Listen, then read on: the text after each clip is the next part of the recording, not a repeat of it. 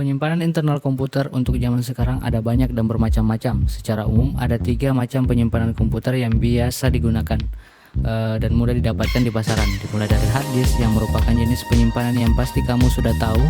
Kemudian ada teknologi terbaru yang bernama SSD, dan di tengah-tengahnya ada SSHD yang secara teori menggabungkan teknologi dari sebuah SSD dan hard disk. Nah, berikut ini saya akan ulas tentang SSD. Jadi tetap stay dan kita intro dulu.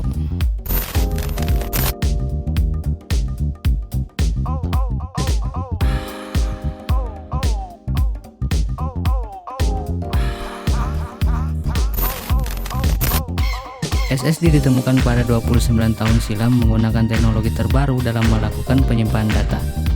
Data tidak disimpan lagi ke dalam sebuah piringan layaknya hard disk, melainkan disimpan ke dalam sel semikonduktor yang cara kerjanya kurang lebih sama seperti SD card dan flash disk.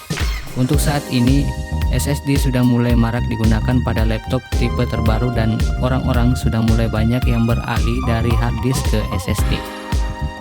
Dan menurut saya ada beberapa keunggulan dari SSD yang membuatnya sangat worth it untuk dibeli di tahun 2020 ini.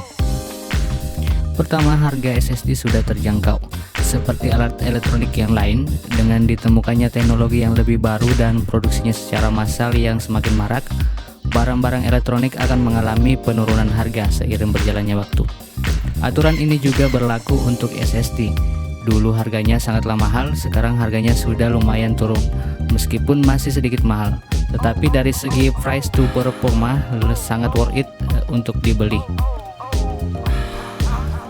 Zaman serba digital dan semakin maju membutuhkan informasi dikirim dengan semakin cepat.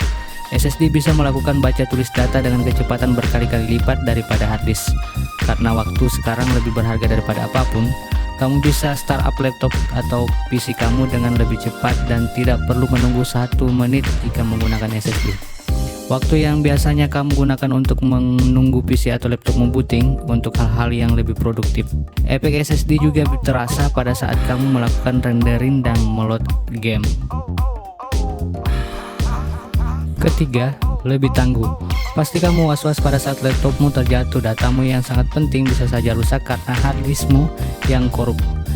Ini terjadi karena hard disk masih menggunakan piringan untuk menyimpan datanya. Hal ini mengakibatkan hard disk lebih rawan rusak jika terkena benturan.